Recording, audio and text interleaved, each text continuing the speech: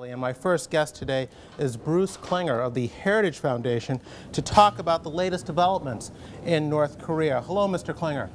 Hello, thanks for having me. So what exactly has Pyongyang agreed to here, and should we in fact be skeptical? Well, we always have to be skeptical with North Korea. The devil is in the details, and we've also been down this road many times. That said, it's a positive development, though a minor one. North Korea has agreed to allow International Atomic Energy Agency inspectors back into only the Yongbyon facility. They've also pledged a moratorium against any additional nuclear and long-range missile tests. And they've also pledged to freeze nuclear activities, including uranium, again, only at the Yongbyon facility. So this answers a number of the preconditions that both Washington and Seoul have required before even agreeing to go back to the six-party talks. Okay, now you mentioned we've seen this sort of framework before. In return, we're going to give food aid to North Korea?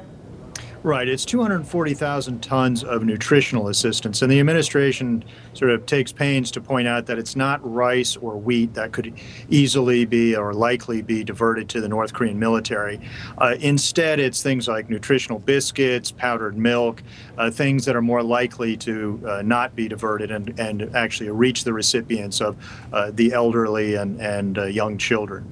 Well, some critics of this plan have said, among other things, that this agreement is even more narrowly framed than some in the past. As you mentioned, it's only the Yongbyon facility that's mentioned in there, which means that this activity could, I guess, conceivably continue at other facilities, correct?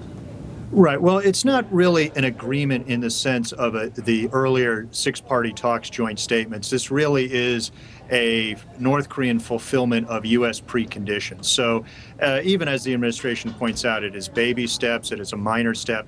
It's really only opening the door to additional U.S.-North Korean bilateral meetings where negotiators would hammer out an agenda for perhaps an eventual return to the six-party talks. So it's not a standalone agreement. It really is just opening the door for additional meetings. So in that sense, it's a positive development because North Korea did acquiesce to U.S. demands, but it is a very minor step to go back on a very long road back to the six-party talks. Is there a sense that because we're dealing with a new leader of the Kim dynasty, Kim Jong-un, that perhaps there's some opportunity here?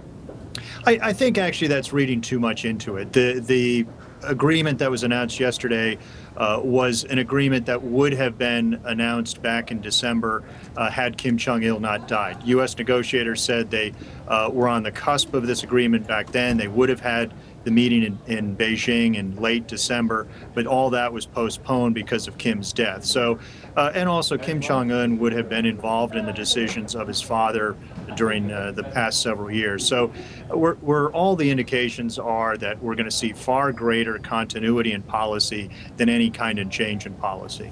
Are you at all concerned that we're sending the wrong message to countries like Iran with this agreement, and that message would be get a nuclear weapon and then use it as leverage to win concessions from the West? Well, the important thing is how we move forward. It would be a mistake to remove the U.S. and international sanctions that are in place right now simply because North Korea is agreeing to come back to talks. We have to maintain the sanctions, use carrots and sticks at the same time, and not abandon one strategy or the other. The other thing is we have to learn from the mistakes in the past and not accept very vaguely worded text, which previous administrations often did, to maintain an illusion of progress. We have to have very clearly delineated responsibilities, sort of back like the old U.S.-Soviet arms control treaties, which were very extensive and very clearly delineated responsibilities. And we also have to have a very extensive verification protocol. Well, but shouldn't our goal ultimately be regime change in Pyongyang? And in fact, with this agreement, it's guaranteed regime survival, isn't it? Well, everyone would like, if not a better acting regime, a different regime in North Korea.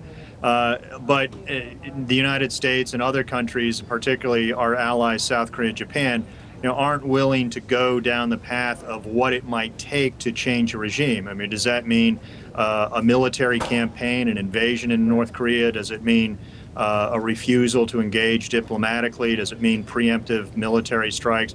All those kind of things, or covert operations inside North Korea.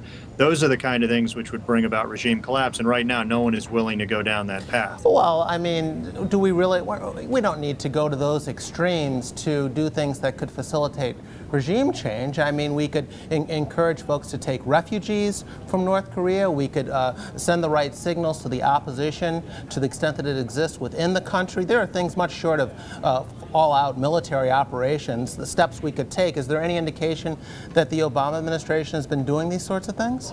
Well, one of the things we can do along those lines is increase public diplomacy, and that would be both overt and covert means. You know, we need to get more information into North Korea to expose the citizens to what life is like on the outside, and even more importantly, what the true nature of their regime is. If we can facilitate the outflow of refugees, particularly into South Korea, that's also good. So, you know, on public diplomacy, we need to go beyond the feel-good initiatives like exchanging philharmonics or ballet organizations, as has been done in the past. And really, we should support not only the broadcasting such as Radio Free Asia, but any kind of covert means of getting even information on computer thumb disks or broadcasting or smuggling information to really get the South Korean or the North Korean populace fully aware of what the regime is truly like. Whether that can bring about a change in the regime right now is doubtful, but it's something that could be a long-term initiative.